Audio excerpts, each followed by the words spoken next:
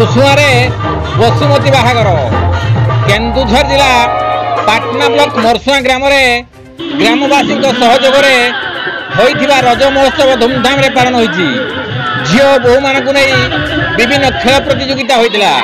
पुरस्कार उत्सव सरपंच हरिशंकर देहुरी नेतृत्व में मुख्य अतिथि भाव जयगुरु ब्रिज ऑनर विजयानंद साहू विजेता मान पुरस्कार प्रदान करते।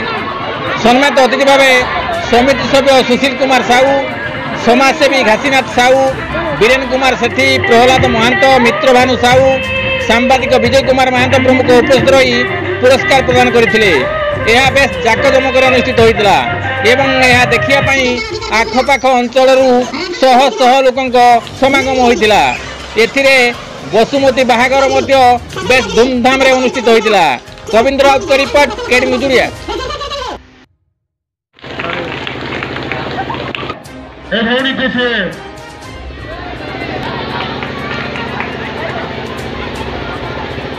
बहुत बहुत धन्यवाद।